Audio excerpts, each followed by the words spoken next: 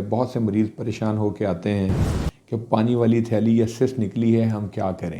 پورا گردے نکالنے کی ضرورت بھی پڑ سکتی ہے کیونکہ یہ جینیٹک ہے، یہ انہیریٹڈ ہے۔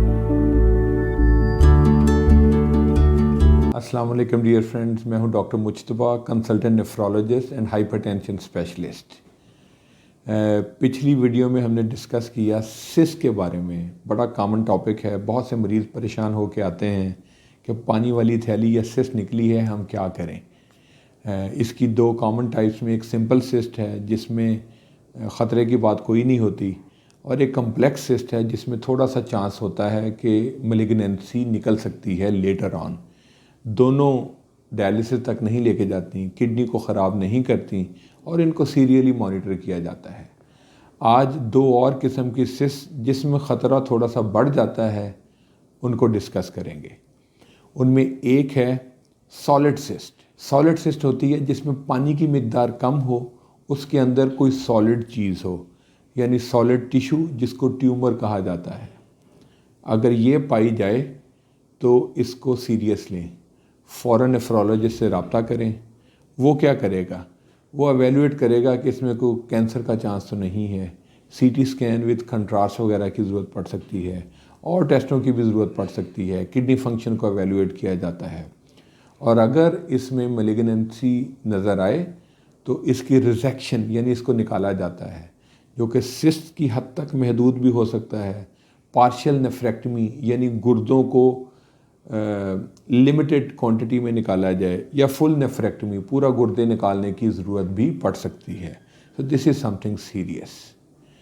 ایک اور قسم کی سسٹک ڈیزیز ہے، اس کو علیحدہ ویڈیو میں بھی ایلیبوریٹ کریں گے، وہ ہے پالی سسٹک کڈنی ڈیزیز۔ پالی سسٹک کڈنی ڈیزیز ہے کیا؟ پالی سسٹک کڈنی ڈیزیز ہے جس میں دونوں سائڈ پہ ملٹیپل سسٹ بنی ہوں۔ اس کا ایک کرائیٹیریا ہے، اس پہ پورا اتریں تو ہم اس کو پالی سسٹک کڈنی ڈیزیز کہتے ہیں۔ امپورٹنٹ چیز یہ ہے کہ یہ جینیٹک ہے، یہ انہیریٹڈ ہے، اور چونکہ انہیریٹڈ ہے اس لیے پیرنٹس کے ساتھ ساتھ ملٹیپل فیملی ممبرز کو ہوتی ہے۔ اگر کسی میں یہ پائی جائے تو پوری فیملی کی ایویلویشن ضروری ہے۔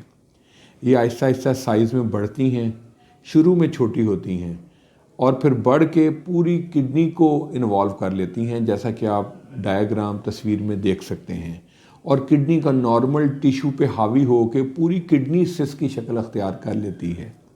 چونکہ نارمل ٹیشو نہیں رہتا اس لیے کڈنی فیلئر ہو جاتا ہے اور ڈائلسس یا ٹرانسپلانٹ کی ضرورت پڑتی ہے، اور بعض کا سائز اتنا بڑھ جاتا ہے کہ کڈنی کو نکالنا پڑتا ہے۔ یہ پورے پیٹ پہ اثر انداز ہو رہی ہوتی ہیں۔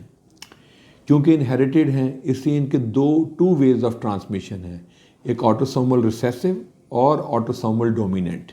جو آٹوسومل ہے وہ جلدی ایج میں پائی جاتی ہیں، چھوٹی ایج میں، اور آٹوسومل ڈومیننٹ ذرا لیٹ آن سیٹ ہے، اڈلٹس میں ڈائگنوز ہوتی ہیں۔ ان کے پرابلم میں kidney abdominal discomfort, kidney failure leading to dialysis, infection کا چانس بہت کامن ہے۔ ٹریٹمنٹ میں زیادہ تر سپورٹیو کیئر اویلیبل ہے۔ اس کے علاوہ ایک ڈرگ ہے ٹولویپٹین، جو کہ پاکستان میں نہیں پائی جاتی، امریکہ میں ہم اسے یوز کرتے ہیں کامنلی، تاکہ سسٹ کی گروتھ کو سلو کیا جا سکے، اور الٹیمیٹلی اس میں ڈائلسس چاہیے ہوتا ہے۔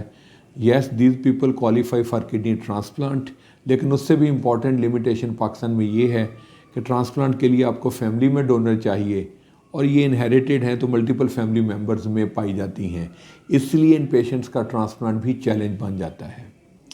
تو ڈیئر فرینڈز، یہ تھی وہ سسٹ کو زیادہ سیریس لینے کی ضرورت ہے، کمپلیکس سالڈ سسٹ اور پالی سسٹک کڈنی ڈیزیز۔